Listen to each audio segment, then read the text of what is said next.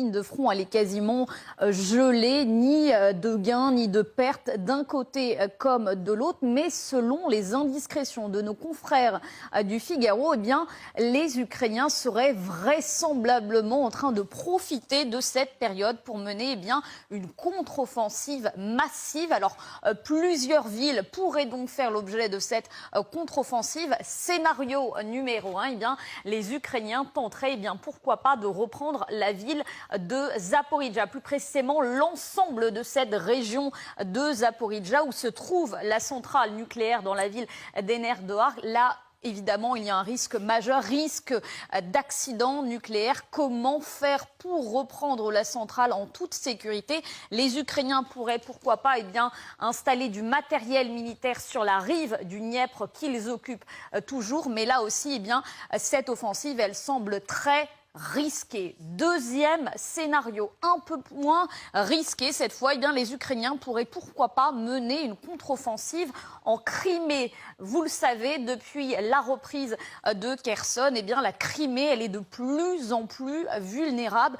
Preuve en est d'ailleurs avec cette dernière vidéo publiée où l'on voit quoi? Tout simplement des tranchées, des nouvelles tranchées actuellement en train d'être creusées en Crimée, comme si finalement les Russes s'attendaient à une attaque terrestre imminente, attaque terrestre éventuelle, attaque aérienne également, puisque vous le savez, depuis plusieurs semaines maintenant, les Ukrainiens utilisent de plus en plus de drones. Ils pourraient les concentrer, pourquoi pas, pour mener une attaque contre la Crimée. Ça, c'est donc le scénario numéro 2. Il en existe également un troisième. Alors lui, il est éminemment symbolique. Ce troisième contre-offensive, ce serait tout simplement d'essayer de reprendre la ville de Mariupol, ville éminemment symbolique mais stratégique aussi, puisque pourquoi pas reprendre Mariupol, ça mènerait plus aisément à la ville de Berdiansk et pourquoi pas prendre ensuite en tenaille la ville de Melitopol. Ça, c'est les trois scénarios possibles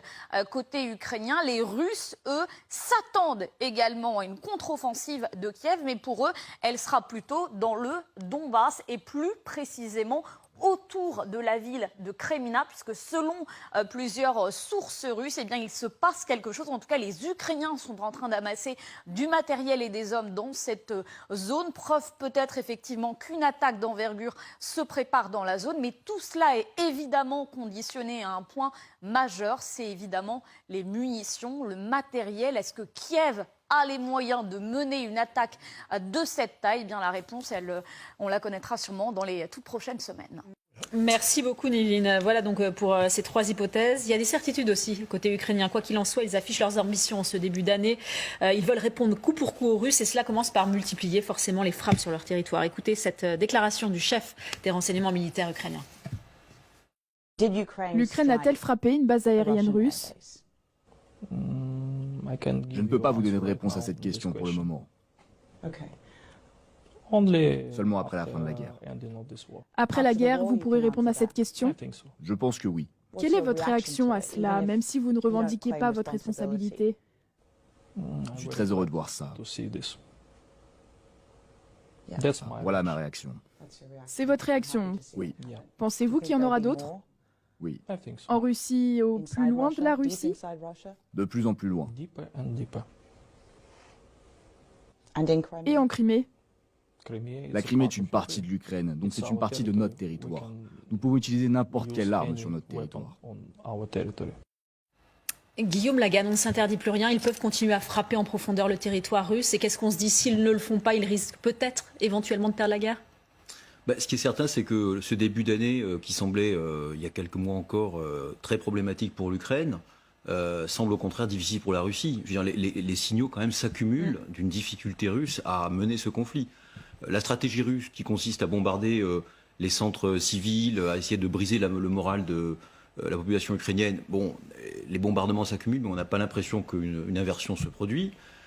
Les pressions sur l'Occident afin de couper le lien entre l'Occident et l'Ukraine sur l'arme énergétique.